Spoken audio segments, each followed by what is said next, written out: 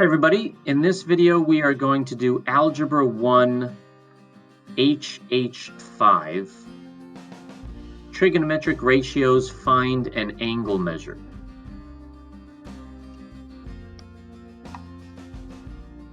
Okay, and we are going to be using inverse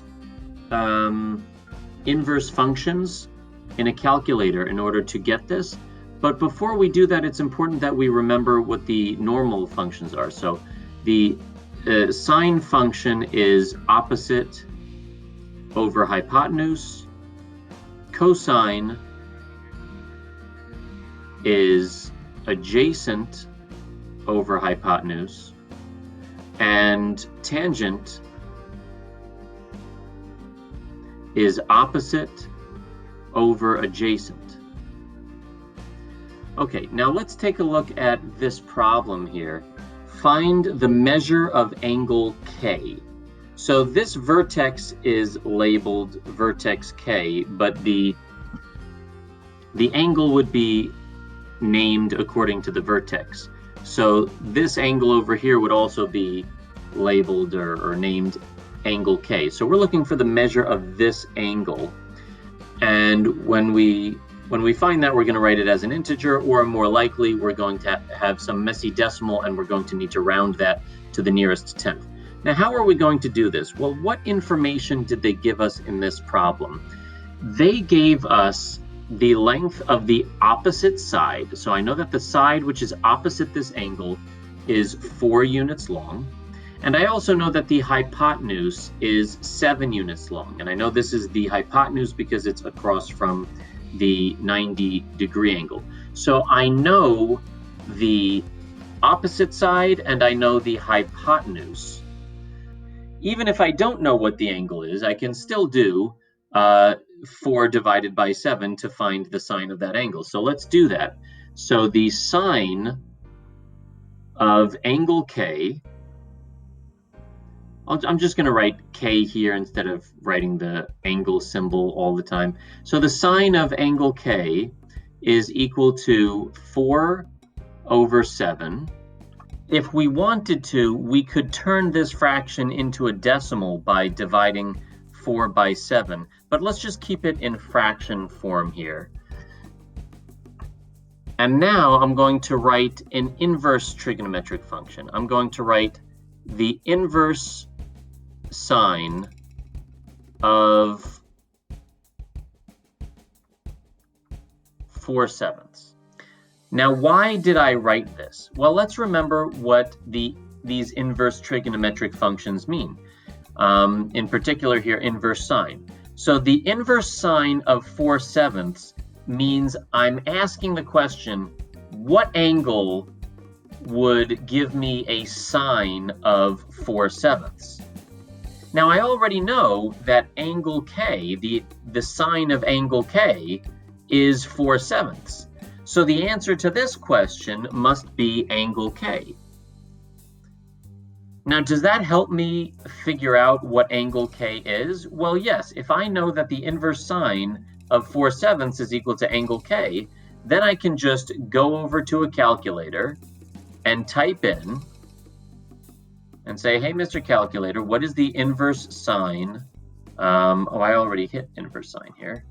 I'll hit it again just to show you. So make sure that you click on, in this desmos.com/scientific, click on function here, and then inverse sine, we're going to do, back to main now, 4/7, 4 divided by 7. That's not the parentheses. Let me move the arrow to the right and then type that in. Okay. All right, and we would get 34 so rounded to the nearest tenth, this would be 34.8 degrees. Okay.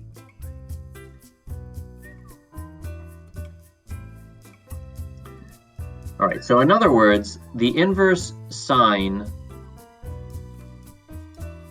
the calculator told me that the inverse sine of 4/7 is 34.8 degrees. But I also know that the inverse sine of 4/7 is angle K. So that tells me that these two things must be equal to each other, because if this is equal to this, and this is equal to this, then this must be equal to this. So angle K is 34.8 degrees, rounded to the nearest tenth. Okay? All right, let's do another problem here. What's the measure of angle V? This is the angle we are looking at, we're looking for. And what's the information that we're given? Well, we are told what the opposite side is. We know that the opposite side is 2. We know that the hypotenuse of this triangle is 5. So I know that the sine of angle V is 2/5, opposite over hypotenuse. And that means that the inverse sine of 2/5 is equal to angle V. But the inverse sine of 2/5, according to the calculator,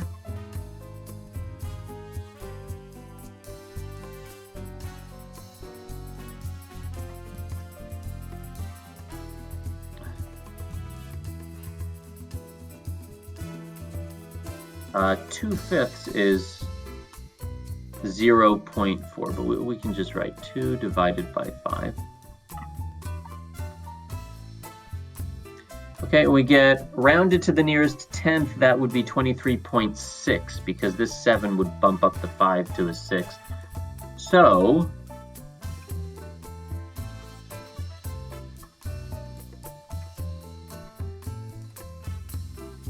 all right, if the inverse sine of 2/5 is V and the inverse sine of 2/5 is also 23.6, then V must be equal to 23.6.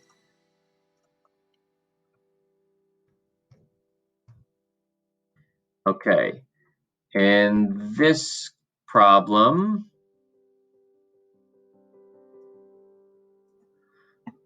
let's see, we are given, okay. So this time they gave us not the opposite side, but they gave us the adjacent side. So we know that here's angle H, all right? We know that this side over here is next to angle H, and we're also told that the hypotenuse is 8, all right? So we're gonna, using this equation, we know that the cosine of 5/8, which is adjacent over hypotenuse. Oops, no. The cosine of angle H is 5/8. Sorry about that. The cosine of angle H is equal to the adjacent side over the hypotenuse. And therefore, the inverse cosine of 5/8, okay, the angle whose cosine is 5/8 is angle H. All right, but the inverse cosine of negative 5/8 is, according to the calculator, let's see.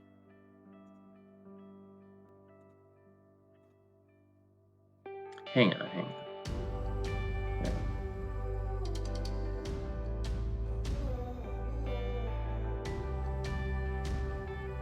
Okay, I think I'm getting the hang of this now. 51.3.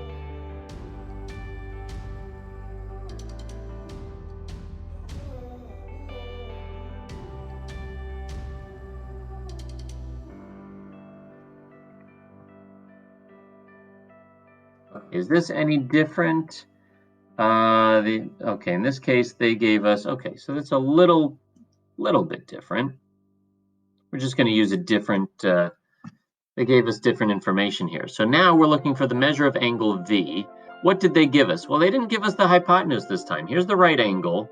The side opposite the right angle is the hypotenuse. They didn't tell us what that was, but they did tell us what the opposite side is. The opposite side is 3. And they also told us what the adjacent side is. The adjacent side is 7. So we could use, so we know that the tangent of angle V is equal to 3/7. And therefore the inverse tangent of 3/7 is equal to angle V. But the inverse tangent of 3/7 is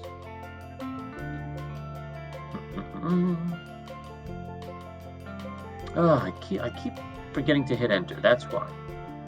Bothering me. All right. Where was I? What did we say? 3/7.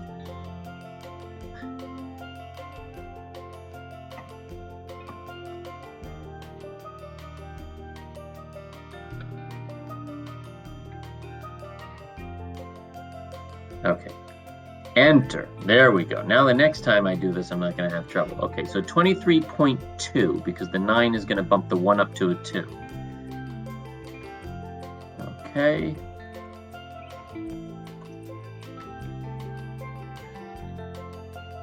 Degrees.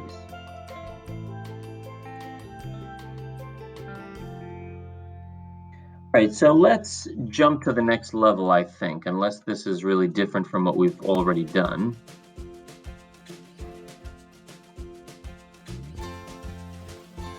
Okay, the measure of angle I. Okay, in this case, they gave us the opposite side and the adjacent side. So we would do the inverse tangent again for this one. We would do the inverse tangent of 7/6. Okay, but let's just jump to the next level. So it looks like the only thing that's a little bit different is when you get to the end, they throw in some square roots. So let's see. We're looking for the measure of angle J, which is this over here. This side is the opposite of J, and this side over here is adjacent to J. So opposite over adjacent, that's tangent. So the tangent of angle J would be this divided by this. The inverse tangent of this divided by this would give me the measure of angle J. Okay, so we would just do the inverse tangent of the square root of 26 over the square root of 51. Inverse tangent of the square root of 56, right? No, 26 and 51. Okay, divided by, no, that's not what I want. I don't want the whole thing. Okay.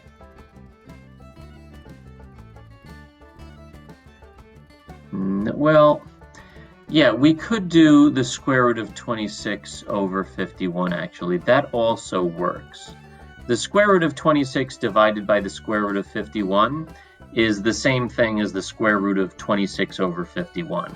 Actually, those things are equivalent. So we could just put that in there, and that's going to give us 35.5, rounded to the nearest tenth, degrees. Of course. Degrees is already written for us there. Okay, over here, let's see, we'll do one last one. Measure of angle X. Oh no, you know what, that's exactly the same as before. Again, they're giving me the opposite over the adjacent. Okay, so if they give you the opposite and the adjacent, then you do inverse tangent, because tangent is opposite over adjacent. If they give you the adjacent and the hypotenuse, then you do inverse cosine, because cosine is adjacent over hypotenuse. And if they give you the opposite side and the hypotenuse, then you do inverse sine, because sine is opposite over hypotenuse. All right, so I'm going to end the video there, and have a great day.